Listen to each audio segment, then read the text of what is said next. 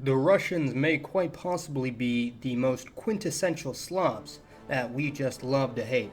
But are the Russians really Slavs at all? Culturally and linguistically, obviously, yes, they are, but the modern Russian nation and people actually have a surprisingly cosmopolitan origin and history that can be traced back to many different corners of the globe. And if you don't believe me, just look at some of the natives of this mammoth of a country, such as the Chechens and Dagestanis in the south, Islamic groups who more closely resemble those from the Middle East than Europeans, or some Uralic or Siberian peoples who are clearly of far eastern origin, now scattered throughout the country of Russia. But we've already had videos over the Siberians and people of the Caucasus region before, and hence today's video will be over the Russian ethnicity, who may not be the largest ethnicity in the world, but certainly covers the largest area, stretching from Norway to North Korea, and have certainly become one of the most well-known and infamous throughout history and the present day, having their fair share of ups and downs. Russia is actually a very historically relevant place for billions of people around the globe today, seeing as to how it is actually believed to be the homeland of the Proto-Indo-European peoples, with the Indo-European expansion into South Asia and Europe originally beginning in the Eurasian Pontic steppe, somewhere around modern Russia and Kazakhstan, which is why most Eastern Europeans and many South Asians share the haplogroup R1a. This doesn't mean that all Europeans or South Asians with this haplogroup are part Russian or anything. It only means that they all share a common ancestor in their male lineage or line of descent. That, when stretching back thousands of years, can be traced back to this region of Eurasia, meaning those who share the R1a haplogroup may not be closely related genetically at all. But if you have this haplogroup, you can trace your ancestry back to this region no matter where you live in the world today, which, heads up, that's about 12% of the world's population, including, strangely enough, half of Pakistan, 1/3 of India, and 1/4 of Bangladesh. However, many other groups existed in this region of northern Eurasia before the ethnogenesis of the Indo-Europeans or the Russians, such as the Uralic or Altaic people and other indigenous Siberians, the majority of whom are a combination of Eastern Eurasian DNA and an ancient strain of Western Eurasian DNA that was located in ancient northern Eurasia and hence form a continuum between Eastern and Western Eurasia. The home of the Proto-Balto-Slavic people, ancestors of the Slavs and Balts, was likely around northeastern Europe, where their forebears had intermixed with some of the indigenous European peoples who came before, but during this time the Pontic steppe was actually inhabited by an Iranian tribe known as the Scythians, who were part of a much larger group of ancient Indo-Europeans who stretched from Eastern Europe to Central Asia and even China.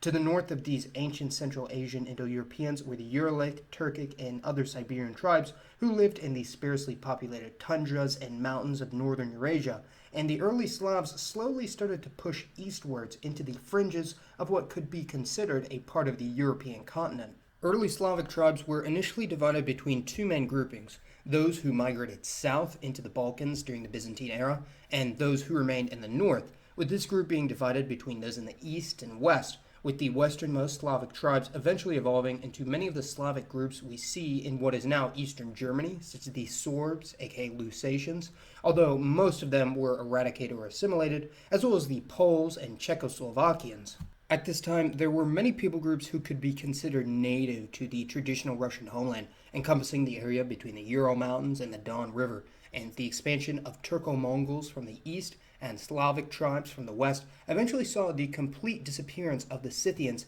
and other related tribes like the Alans or Sarmatians, either through assimilation or annihilation. Well, with the exception of a small group who survived in the Caucasus Mountains. One of the first major Slavic states to emerge in Eastern Europe was, of course, the Kievan Rus, which partially had roots from ancient Viking nomads who became known as the Varangians, with the Varangians, such as Oleg of Novgorod, having raided and conquered down the Dnieper River, and the early Kievan Rus had many aspects of Norse and Slavic culture, and it was under Rus that the bulk of the Eastern Slavs embraced Christianity. Now, of course, these Slavic peoples had been downtrodden for much of history, with large numbers being enslaved by Roman, Byzantine, or later Ottoman slavers. But perhaps one of the most notoriously catastrophic events to happen to the Russian nation was the invasion by the Mongol horde, which nearly permanently wiped the country from existence. There were definitely other invasions by North Asian peoples into Russia throughout history, but the Mongols were truly one of the most fearsome, possibly killing 10% to even as high as 50% of the entire population of the Kievan Rus and wiping entire cities off the map. But the genetic impact from the Mongol invasion on the Russian gene pool was actually extremely low, since the Mongols very rarely settled in an area that they had conquered and merely demanded tribute and men for their armies.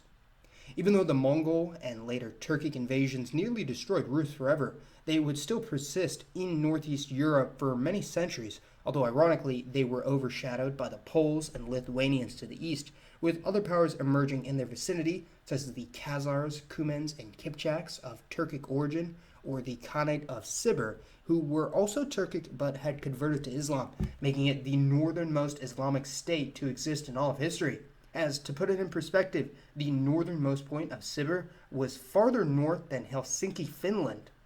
In the 13th century AD, there were two main Slavic powers in what is now Russia, that being the Grand Duchy of Moscow, obviously centered around Moscow, and the Republic of Novgorod in the far north along the coast of the Arctic Ocean. However, Novgorod was soon annexed by Moscow, with Moscow evolving into the Tsardom of Russia in the 16th century, a truly massive country by European standards, spanning from the Don River to the Ural Mountains.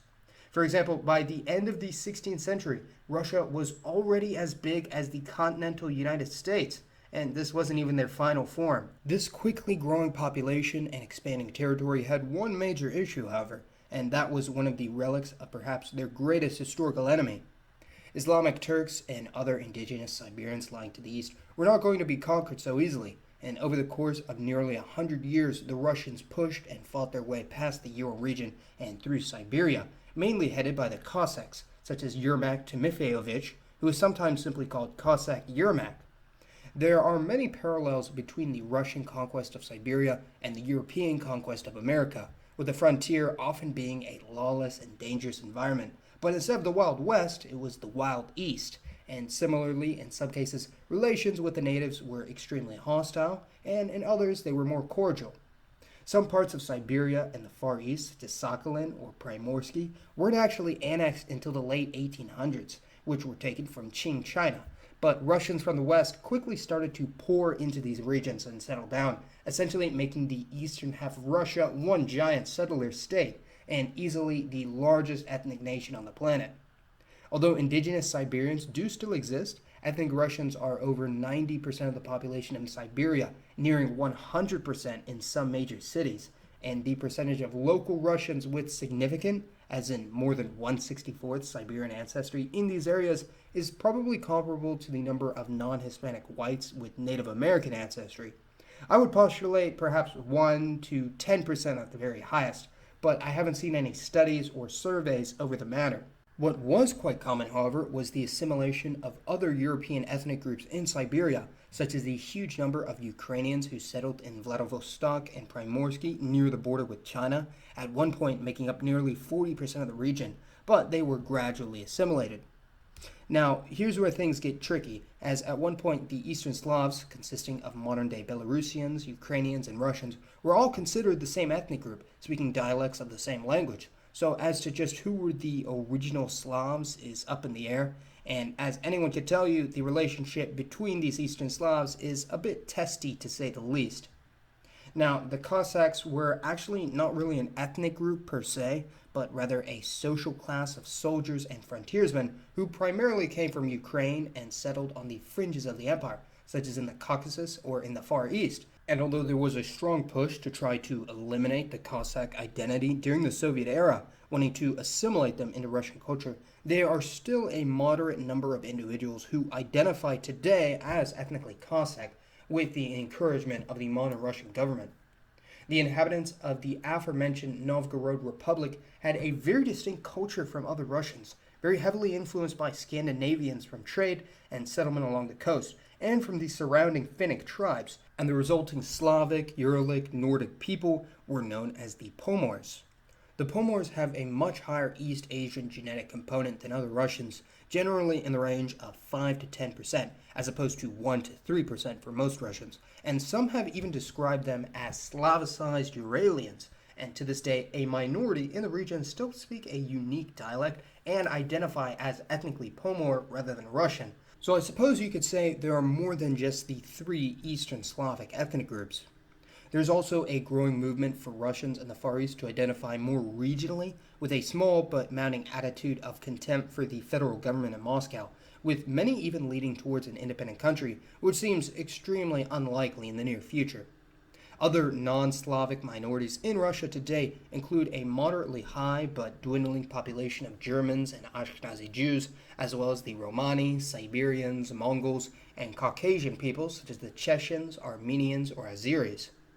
When it comes to the Russian diaspora, it's certainly one of the largest of Eastern Europe, mostly due to the communities established in the former Eastern Bloc countries during the Soviet era and before, with the largest communities of ethnic Russians outside of Russia being in Kazakhstan and Ukraine, both numbering in the millions. Contrary to what many think, the Russian community in Alaska is almost entirely of post-colonial origin, with the vast majority of Russians in the state that can trace back their roots before the transfer to the United States being mixed with Aleutians and other Alaskan natives, who are referred to by some as Alaskan Creoles, as opposed to the Louisiana Creoles of partial French descent. And Alaska does currently have the largest proportion of Russian Orthodox practitioners of any state in America, due to many Alaskan natives converting during Russian governments. There are a handful of Russian villages that still do exist in the state of Alaska, such as Nikolayevsk, Alaniva, and Fox River, although these are all descended from migrants that arrived after the end of Russian rule.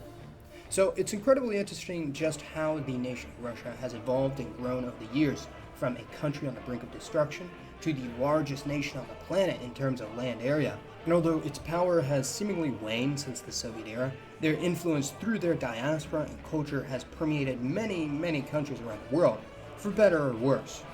So please let me know your thoughts on the Russian nation and its history, and for today's poll, let me know which period of Russian history is the most interesting to you. As always, this has been Mason. Thanks for watching, everyone. Now I'll see you next time.